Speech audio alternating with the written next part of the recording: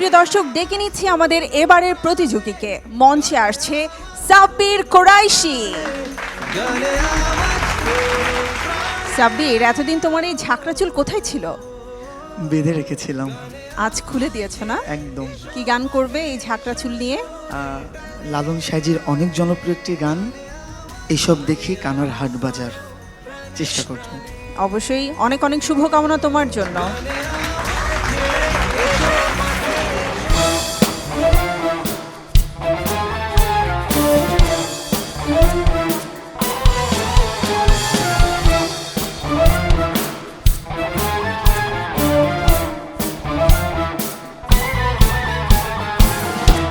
বেদ বিধির পর শাস্ত্র কানা, বেদ বিধির পর শাস্ত্র কানা, আর এক কানা মন আমার।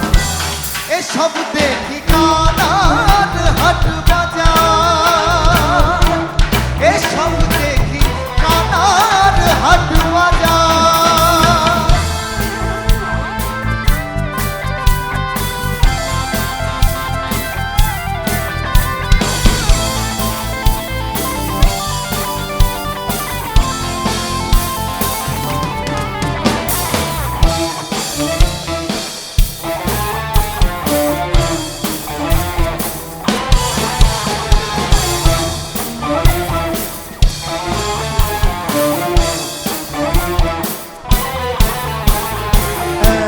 কানা কয়ার এক কানারে,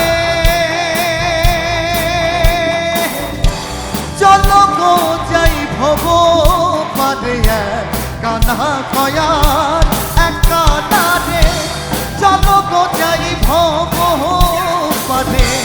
নিজে কানা পথ চেনে না, নিজে কানা পথ চেনে না, পরকে ডাকে বারবার। এসব দেখি কানার হাট বাজার, এসব দেখি কানার হাট বাজার।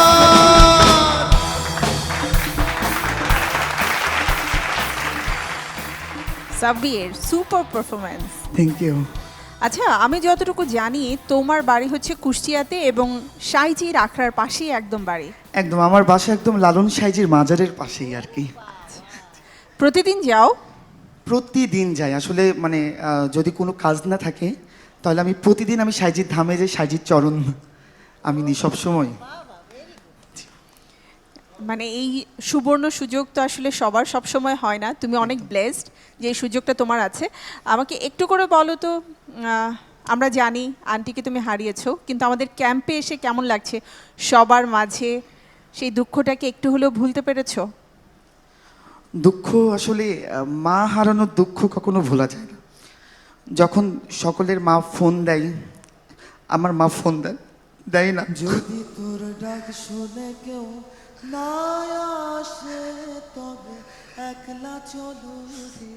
যদি তোর ডাক শুনে কেউ না মা হারানোর কষ্ট তবে একলা চলো রে।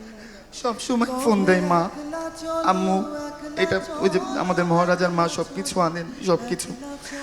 আমার মা তো ফোন দেয় না, বাবাও ফোন দেয়। একলা চলো, একলা চলো, একলা চলো, একলা চলো রে। যদি সামিনা ম্যাম, মন খারাপ করো না। কি কি এর কোনো সান্ত্বনা নেই আসলে, তারপরেও আমাদের সেভাবেই বলতে হয়। মনটা খুশি রাখো, সবার মাঝেই আছো তুমি। হ্যাঁ, জি ম্যাম। সেটাই। তবে গানে ফিরে আসি।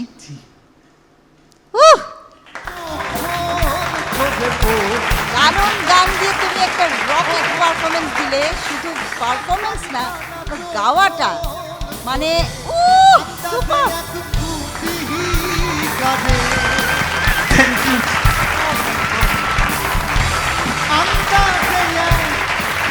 আমার জন্য অনেক বড় পাওয়া ম্যাম। কি বলবো, ইউ রক। দারুণ। Thank you ma'am. আশা করি মনটা ভালো হয়ে গেছে। এবারে আমরা কবির বকুল আপনার কাছ থেকে শুনবো কেমন লাগলো সাব্বিরের গান। আজকে তার পারফরমেন্স এত ভালো হওয়ার পেছনে আমি মনে করি যে তার মা বাবার দোয়া আছে, এবং মা বাবার দোয়া আছে বলেই কোরাইশি অনেক দূর যাবে, এটা আমার মনে হয়েছে। এবং এই যান্ত্রিক নগরে আমরা আরেক বাউল পেলাম,